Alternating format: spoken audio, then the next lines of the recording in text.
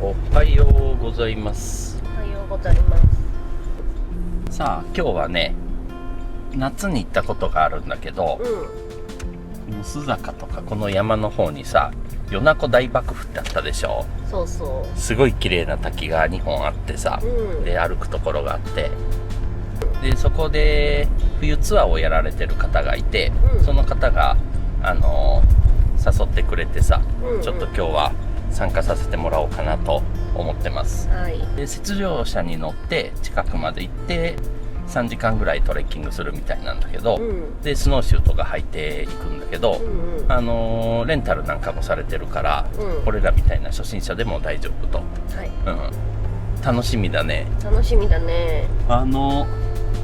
夏すっごい綺麗だったじゃん、なんかこんなところにこんな綺麗な滝があるのっていう、そうそうそう、ちょっと秘境感があるし、びっくりしたよね。そうそうそうそう、なかなか行けないようなところっていうか、夏は車でアクセスできるんだね。そうそう、だから簡単に行けるんだけど、冬は、だって夏の道が封鎖だからさ、そこを専用車か雪上車で行くんだと思うんだけど、そういうツアーになってるから、いや相当楽しいんじゃないこれは。レアだよね。レア、で今日のツアーの集合場所がね、信州須坂石油温泉ユックランド。ああ、ユックランドって多分菅平行く途中にさ、あるよね。おお、今日はロマンスカー。もう菅平行く道だね、登っていく道。今マイナス1度、あったかいね。あったかいね。あったかいな。大丈夫かな、雪はあるか。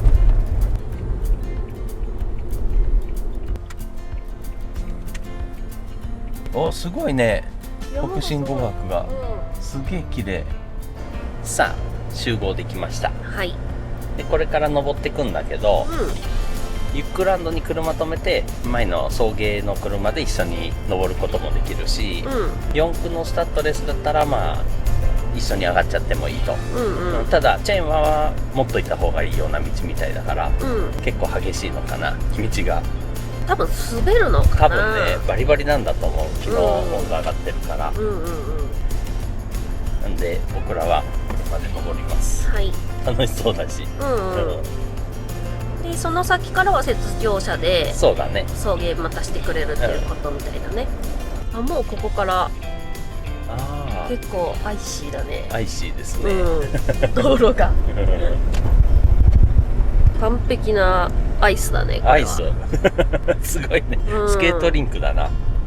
下りはよく滑りそうだよ、これは滑りそうだ。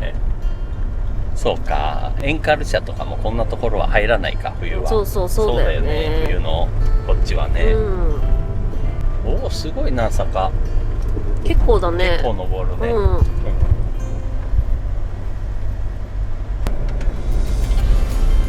あと8キロ。どこまで登るんだろうね。今2キロ登ってきたけど、ゲートからね。お、ここじゃない。ここじゃないね。着きました。ああ、いたいた、雪上車。あれに乗っていけるの。そういうことだね。さあ今日はこちらです。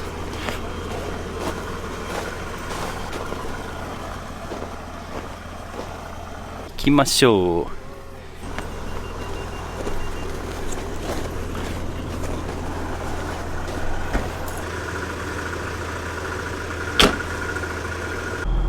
さあ出発です。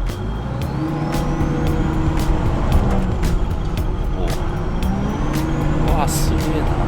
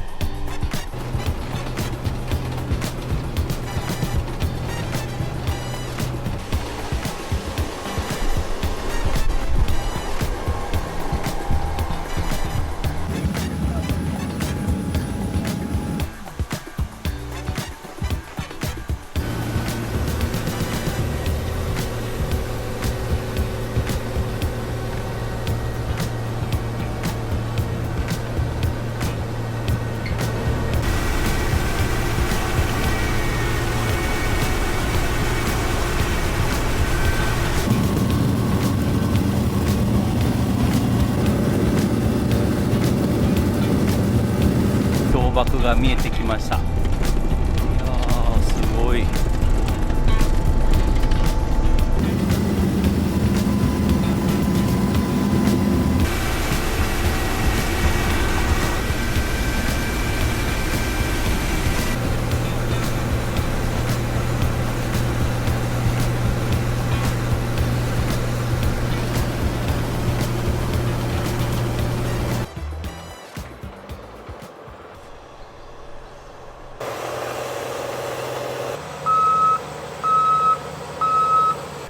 さあ到着しました。はい。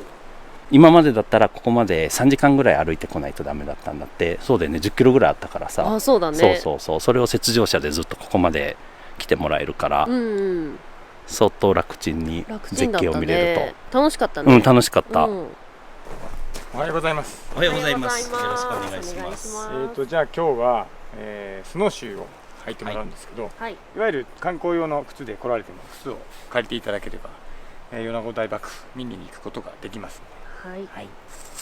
でちょっとこのスノーシュー見ていただくと分かるんですけど、前の部分にこういう爪がついてます。でここが金属のこうギザギザがたくさんついていて、雪の上でもこう浮力があって、なおかつ滑りにくいと。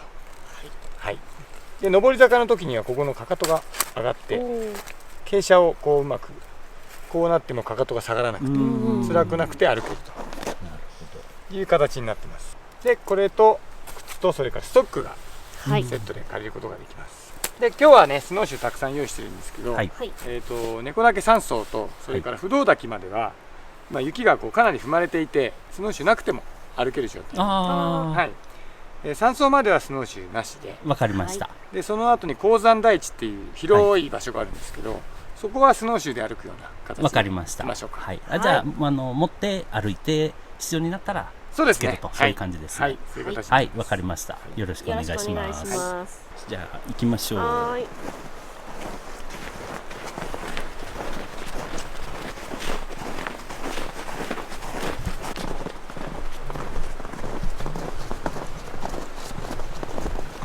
ここが熊野権現社というお社になります。米子大幕府は修験道の信仰が昔から盛んだったところで、修験道の総本山といえばやっぱり熊野大社。あちらの方から神様を、移してきて、でここにお祭りしているという形ですね。でこの横に生えてる木はイチという木なんですけど、修験道の中ではすごく大切な木とされています。なのでお社とイチの木がこう並んでいると。かなり樹齢のある木ですね。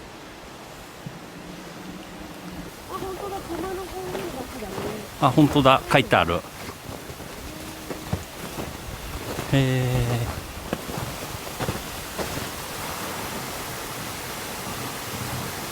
ここがですね裏の沢という川なんですけれど、川床の色を見ていただくと分かるんですが、すごく赤い色をしてますよ。そうですね。ここはもともと大きな硫黄の鉱山があったんで、その時に上をたくさんこう地面を、採掘したりしてさまざまな石を掘り出したんで、今でもその残りが川の中に残ってるんですね。そういうことですね。なのでこの水はあまり飲むに適していないんです。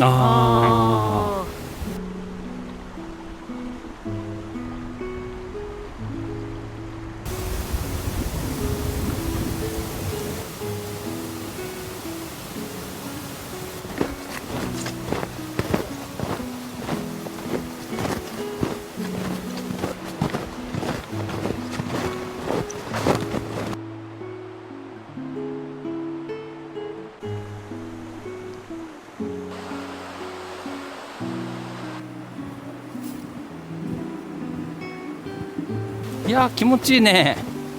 すごいね、この感じね。雪もたっぷりあるし、すごい。こんなに周り雪ないのにここはすごいじゃん。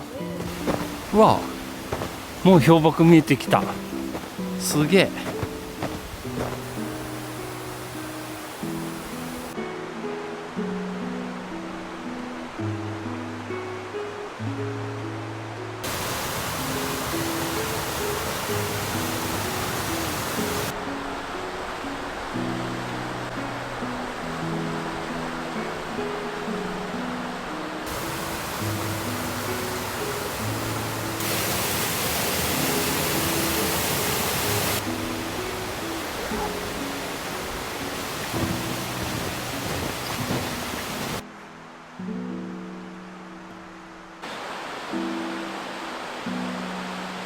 鹿だったらもっとズボズボしちゃって、もう降りてますね、鹿は下に。天下お古女だってね。すごい可愛い。へえ、そうなんだ。こっちがウサギだって。へえ、踏まれてるから余裕だね。結構簡単に歩けて、けどすごい雪の中入ってきてる感じね。もうすぐ菅平じゃん、そこ坂の山の方行ったら。だから晴天率は高いよね、ここら辺。北進とかさ、白馬とかと比べたら冬結構晴れてる日が多いから、そういうのも予定立てやすいね、ここら辺だと。まあせっかくだったらね、雪がキラキラして綺麗だもんね。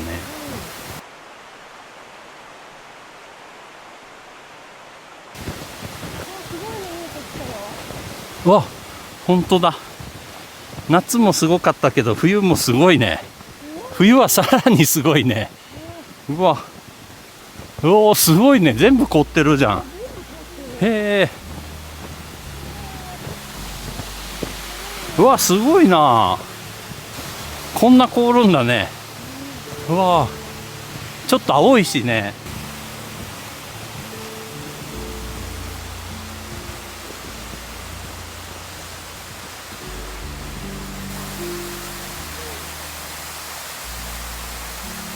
すごいね。うわ、こんな大きいの初めて見た。本当だね、氷瀑ね。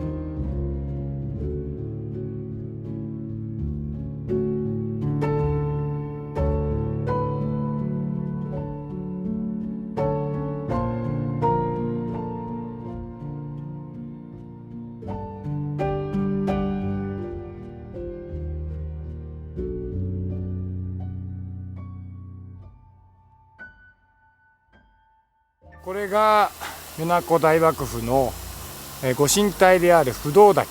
落差がだいたい95メートルから100メートルあります。それが全部凍ってるんだもん。はい。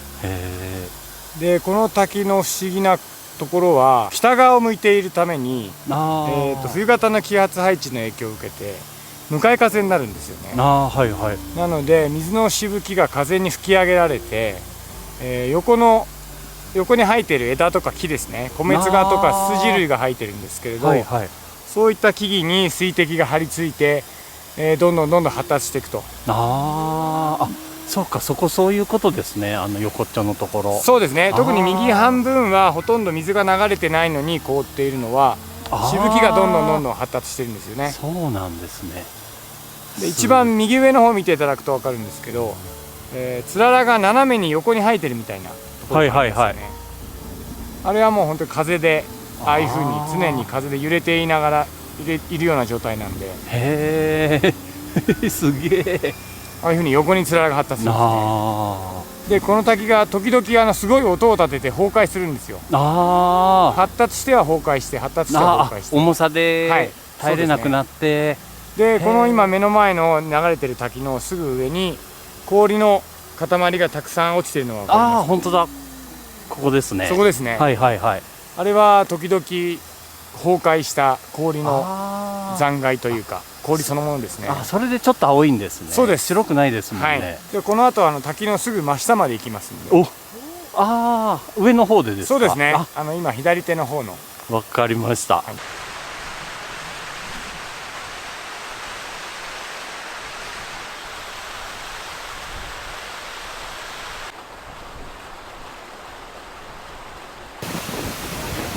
すごい綺麗。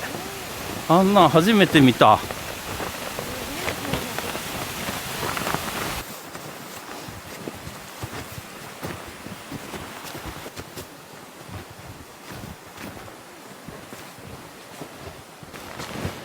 これがですね、米子不動尊の奥の院ですね。はい。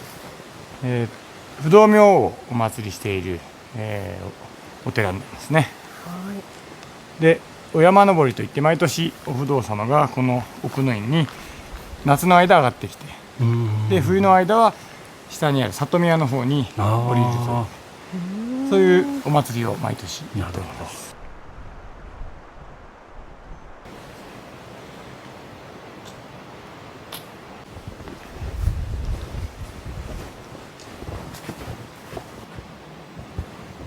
わあ、すごい。奥の院文化7年1810年だって。へえ、すごいね。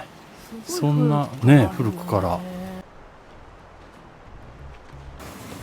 今日はですね、雪上車でここまで来て、はい、で今遊歩道上がってきて、はい、不動滝の真下で不動滝見ましたよね。はい、この後、今ここを上がってきて私たちにやってる猫岳山荘があります。はい、ここが奥の院ですね。はい、でこの後は不動滝の真横まで。で次にこっちのぐるっと回って、ここに鉱山台地っていう広い台地があるんですよね。こっちですね。こうもう一つか、ここに台地がある。でぐるっと金魚滝の方は、行ければ行きますけどね、時間的にちょっと行けるか微妙ですけど、でこのつづらを降りてきて雪上車のところに戻ると。わかりました。石で大体ただ何もなく歩けば2時間ぐらい。2時間ぐらい。いろいろ見物したりしますのでね、3、4時間かかったり休憩取りますので、全体で4、5時間のツアーになります。はい。滝を見に行きましょう。この昔の修験者が奉納した剣なんですけど、このつばの部分ですね。この形がなんかちょっと猫に見えませんか？確かに。でこの上に猫岳っていう山があるんですけど、その猫岳とこの猫の形にかけて、この山小屋を猫岳山荘。なるほど。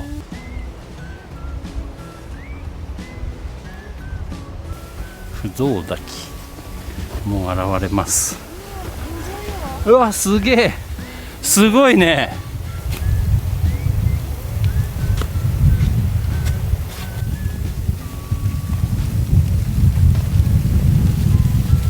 これは圧倒的だね。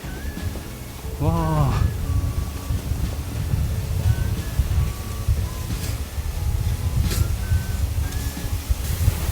いや、すごいじゃんこれ。何？いやー、すごいね。これは近くで見ると圧倒的だね。圧倒的。こんな大きいの本当に初めて。ねえ。いやー、あ、ちょっとミシミシ言ってるよ。本当？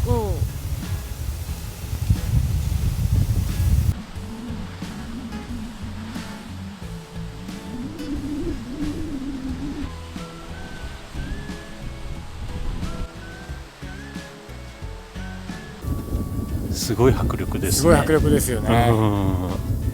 この東屋山という山の北面ですね、北側にある、昔20万年前とか60万年前とか言われてますけど、爆裂火口という、昔の火口ですよね。その火口にできた崖にですね、この真北を向いている面があって、その真北の面に水が適度な量で流れてるんですよね。例えば日光の華厳の滝みたいにすごい水量だとここまで凍らないですよね。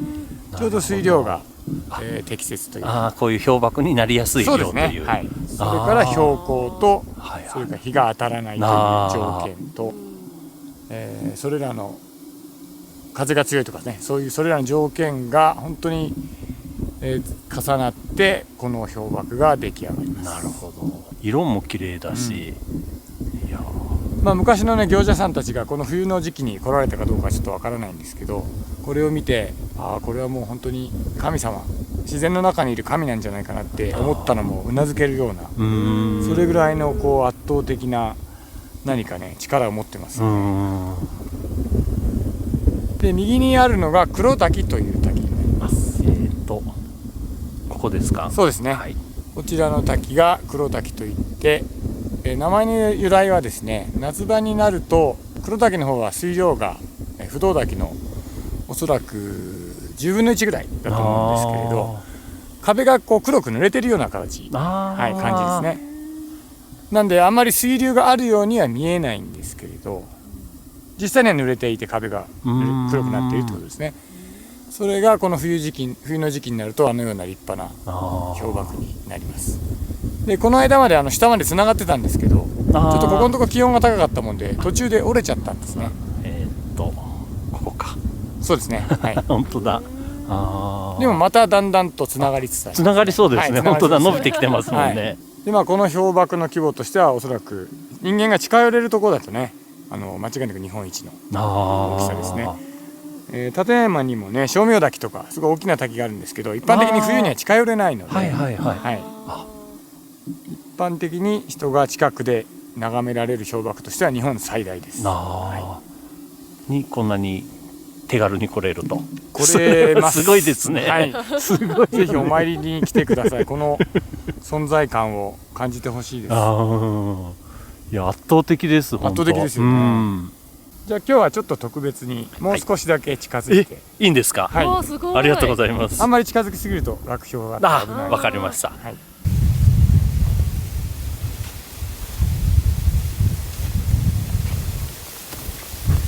や、すげえ、すごいよ。何これ。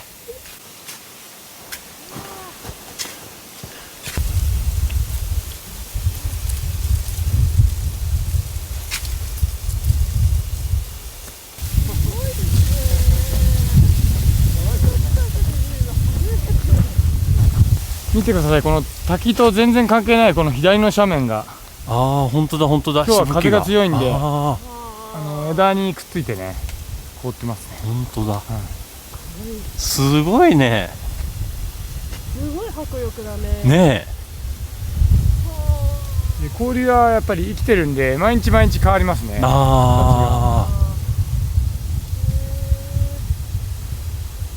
水が通ってるところだとちょっと溶けててトンネルみたいになってます。そうなんですよ。ね、水温はわずかに、あるんですよね。なんでその水の周りにどんどん氷が付着してこう凍ってくるんですけど、水温だと多分4度とか5度ぐらいかな。風にこう飛ばされる時に過冷却っていって0度以下の水になってると思うんですね、おそらくね。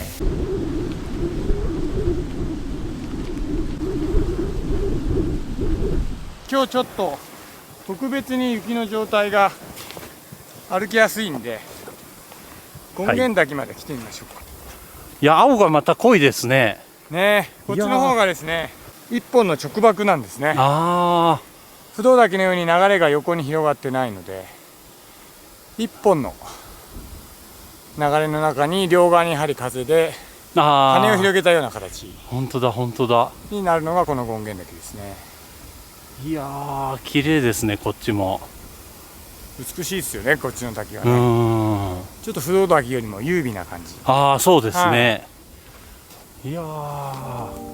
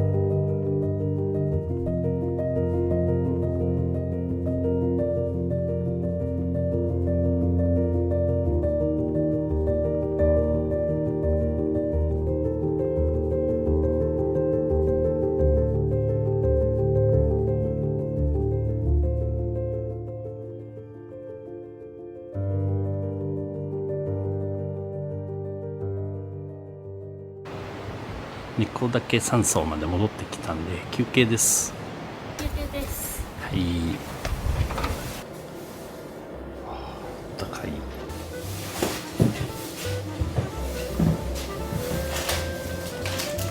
これが鷹の名刺っていうんですけど、実はこの近くでこの石が取れるんです。石なんだ。はい、これ石なんですけど、硫黄の成分がすごく多く含まれていて、で江戸時代からこの米子は米子鉱山といって日本でも有数の硫黄の産地だったんですよね。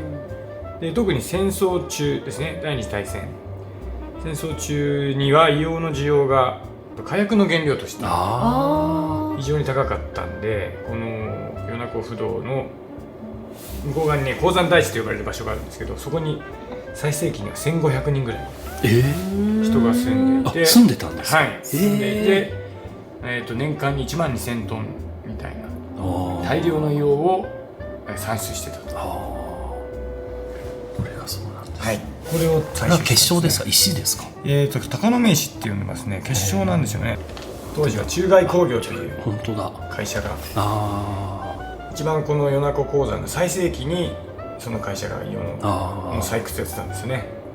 その後ですね、戦後になってくると硫黄の需要はどんどん上がっていったんですけれど、例えば化学肥料ですとかゴムの製造ですとかガラスの製造ですとか、需要は上がっていったんですけれど、石油の生成過程ですねで硫黄が副次的に取れるようになって、結果的に山で硫黄を採掘するっていうことは行われなくなってしまったんですね。なので今ではほとんど 100% 中東からの輸入に頼っている状態ですね、日本の硫黄の需要はですね。なるほ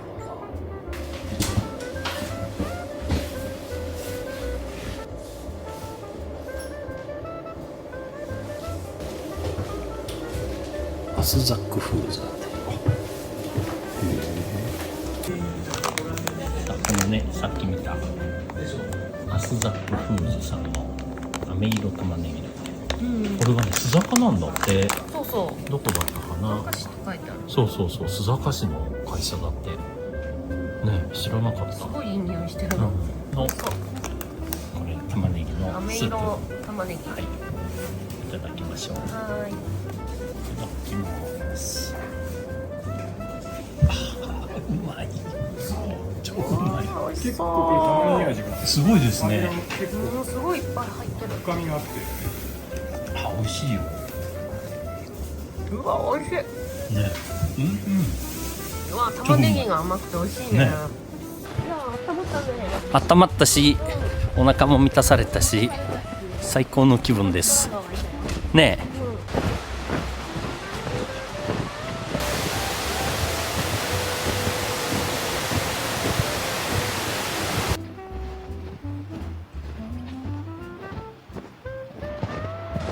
すごいね。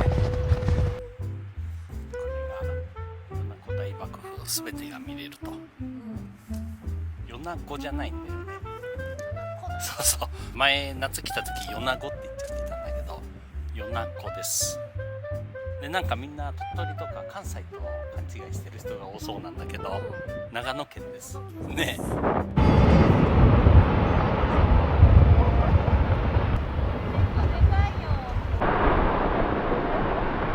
そこが今一個崩れました。また崩れるかも。ここでスノーシューですね。この先を突っ込んで角に引っ掛ける。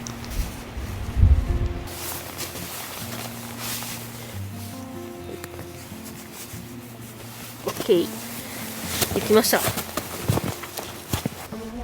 ヒールサポート上げて、おお、良さそう。いいね。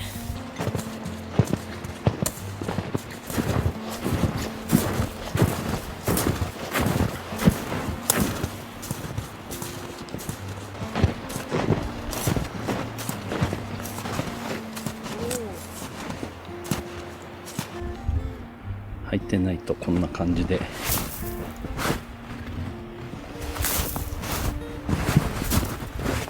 構大変です。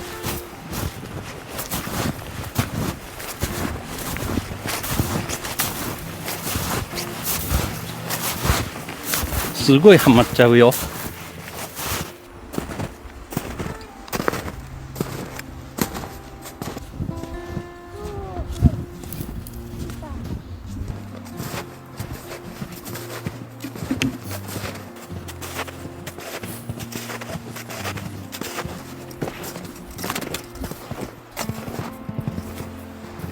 ーすごいね。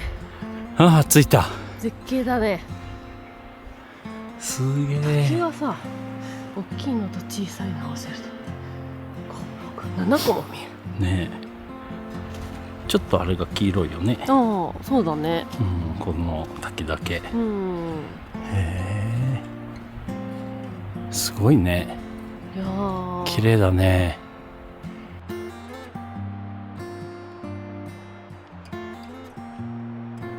今いる場所が米子大幕府の鉱山跡地と言われる場所になります。はい。すごく広くて、昔1500人がね住んでいたという。ここですか？ここ全体が。ああそうなんですね。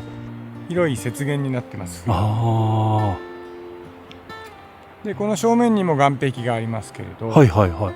この U 字型に岸壁が山を囲んでるんですね。ああ、なるほど。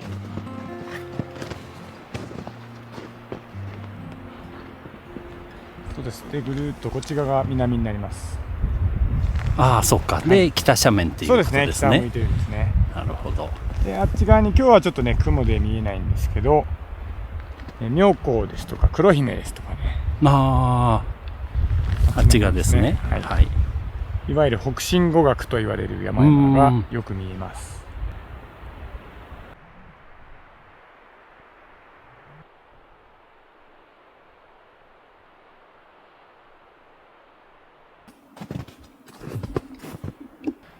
わすごいね。なんかもう街がこの絵にできてるって感じでさ、社宅でしょ、あと宿舎、大浴場に保育園があったり。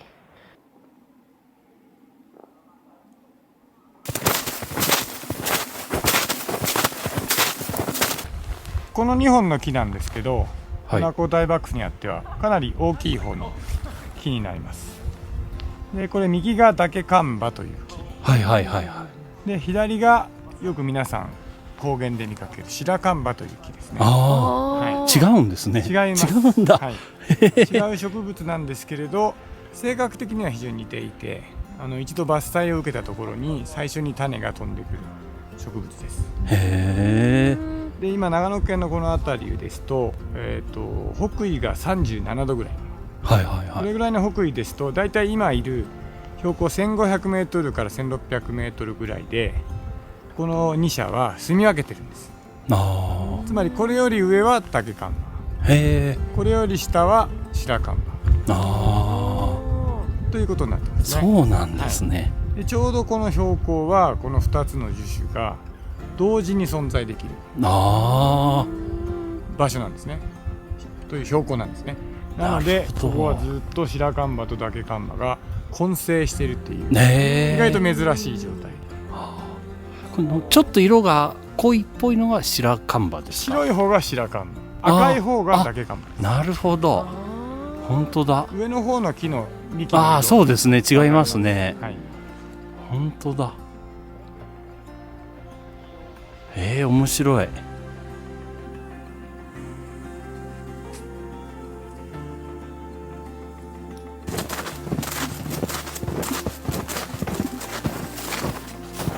これがこれは2人がここに来た時にこの花を前になんだかんだお話ししてました。あれですか？蓮月筋。そうです。蓮月筋。硬くなってる。そうなんだ。つぼみがさここにいっぱいついてる。本当だね。今の時期でも。そうですね。それが来年に咲く、来年じゃない、もう今年ですね。今年咲くつぼみで、この開いてるやつは去年咲いた花の花柄ですね。でこの植物はよく牧場の周りに植えられるんですよね。なぜかというと葉っぱが有毒植物、有毒なんですよね。なので牛や馬がその葉っぱを食べないので、つまり柵の役割を果たすんですね。なるほど。で生垣のような役割として牧場の周りによく植えられる。ということで、例えば野辺山高原とか清里高原とかそういった高原の風物詩にこの白樺とセットで蓮月筋というのはよく信州を代表する初夏の植物というふうに言われています。この場所が国立公園の第一種なんで、すごく本来伐採とかできない場所なんですけど、歴史上度重なる伐採を受けてきたんで、このように先駆植物ですね、赤松、それからこのススキもそうです。ススキ、レンゲツツジもそうですし、そういった植生なんですね。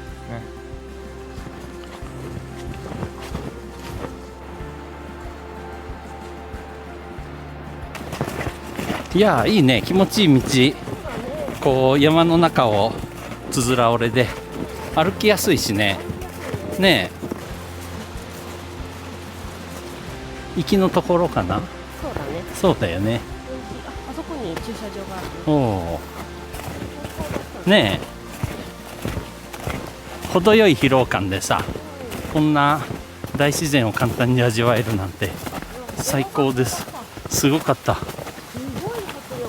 ねえ、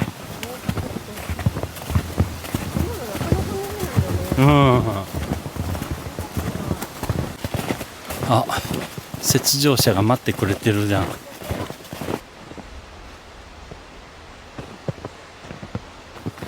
この一周が程よい距離で、そうそうそうそう、ね、くるっと回れるのもいいじゃん。そうそう、同じところ戻らないでいいから。そうそうそう、全部違う景色が見れるから、ね、それもいいよね。で登れば登るほどすごい絶景が待ってるからね。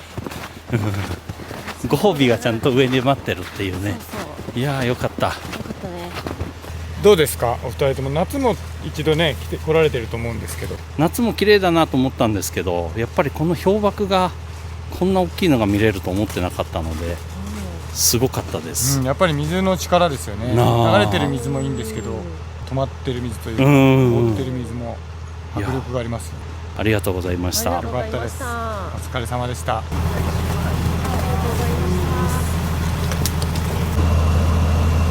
帰りもこれで帰りますよ。い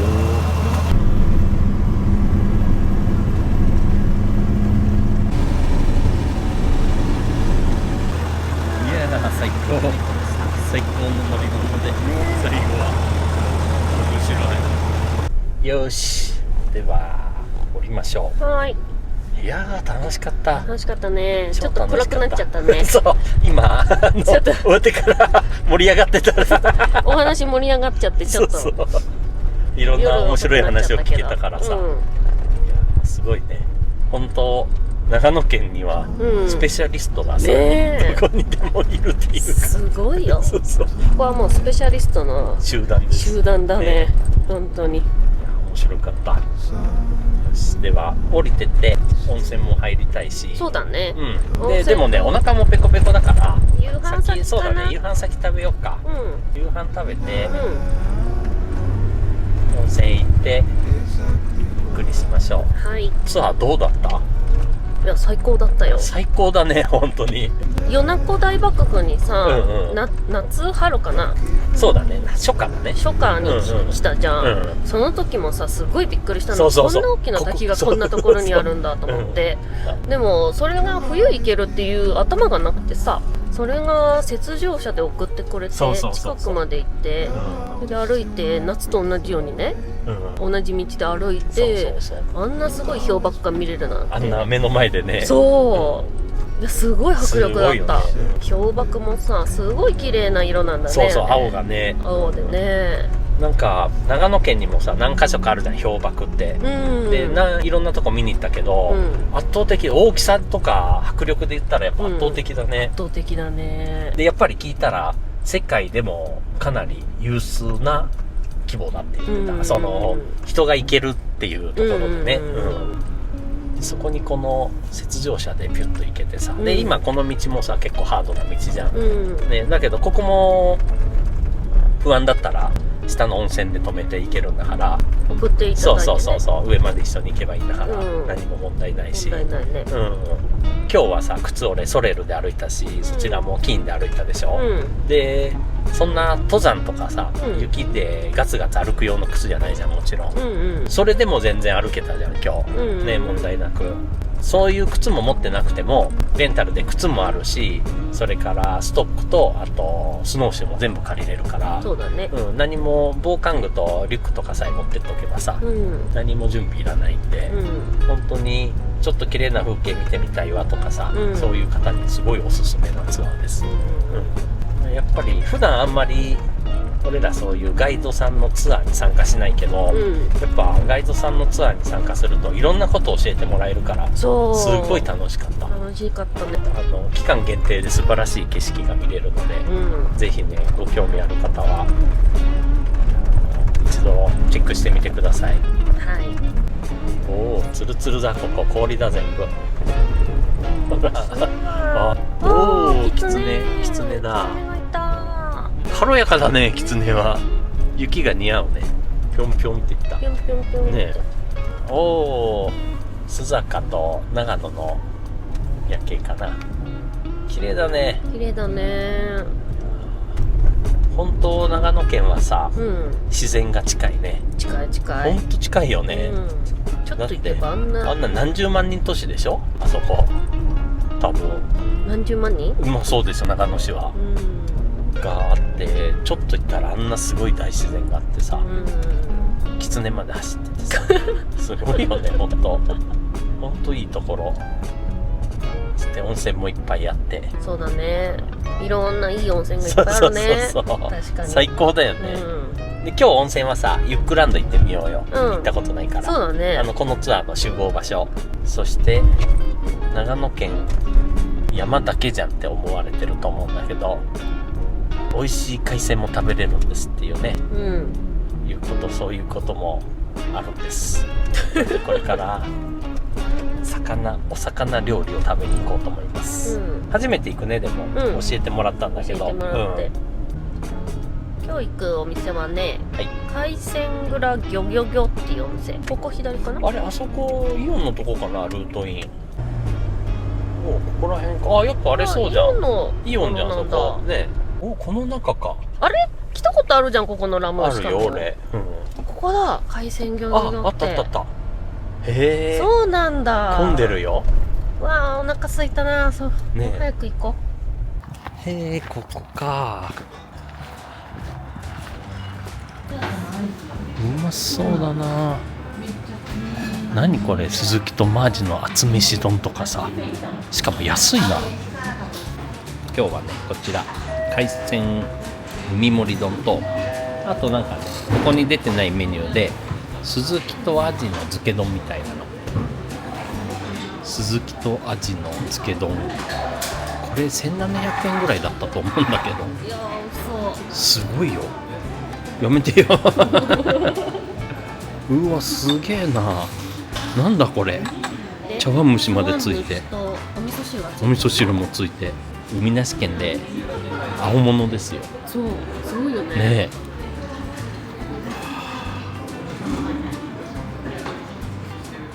すごくない？このネタ。美味しそう。何これ？分厚いな。すごいんだよ。すごい。いただきます。あー、うまい。